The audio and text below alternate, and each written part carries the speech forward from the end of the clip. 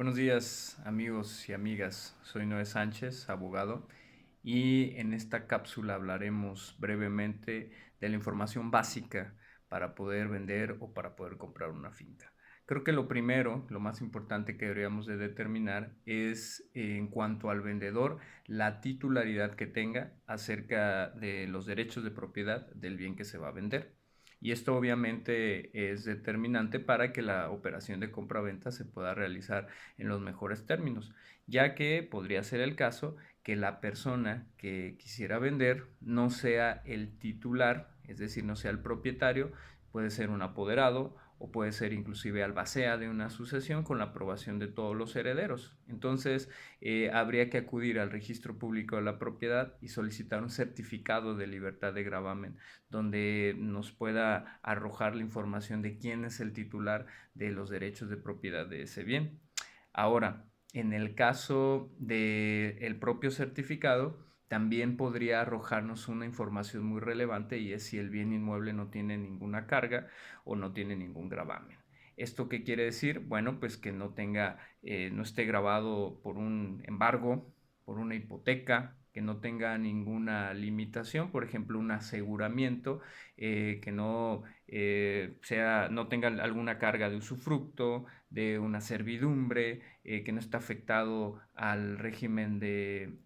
patrimonio familiar, por ejemplo. Entonces, todo esto es muy importante saberlo para determinar si ese bien se va a poder transmitir sin ningún problema, se va a poder vender sin ningún problema o existe una limitante que pues primero se tenga que salvar antes de poder vender. Ahora bien, ya una vez que se determina que quien va a vender sí es el titular de los derechos de propiedad y está libre de gravamen, pues ahora habría que reunir una serie de documentación que aquí en Jalisco se exige por disposición legal, en otros estados puede ser que sea más o menos parecido y sería pues obviamente la escritura pública o el primer testimonio, un segundo testimonio de la escritura donde aparece la propiedad y su titular. También necesitaríamos, en el caso del vendedor, se necesitaría hacer un avalúo catastral para poder determinar el valor de la finca y pues en este caso se puedan pagar los impuestos necesarios en el entendido que a grosso modo al vendedor le corresponde pagar el impuesto sobre la renta, si no es que exenta, ya en casos particulares se tendría que determinar si exenta, y generalmente el costo de la escritura lo absorbe el comprador, esto por una cuestión de usos y costumbres, podría hacerse de otra forma realmente, y bueno, pues en el caso del mismo vendedor también se necesitaría certificados de no adeudos de el agua y el predial, es decir, debe de estar al corriente en el pago de esos derechos y del impuesto predial. Y en el caso del comprador y el vendedor, pues deben de también hacer llegar RFC, CURP e identificaciones. Y pues bueno, ya una vez que tengan esta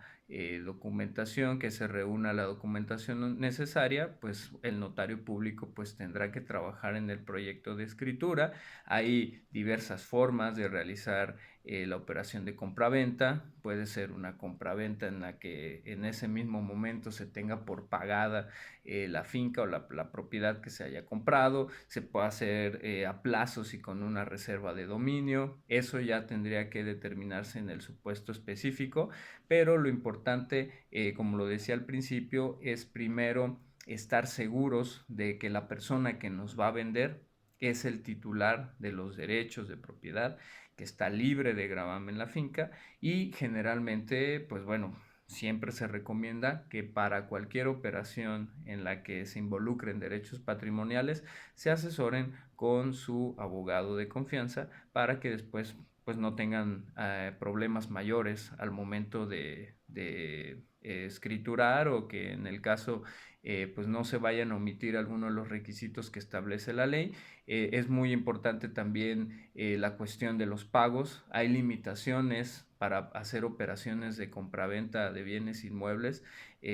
al contado. Es decir, no pueden rebasar de cierta cantidad según la ley que se conoce como la ley antilavado. Eso lo tendrían que determinar con el notario, quien les podrá decir pues cuáles son los montos que se pueden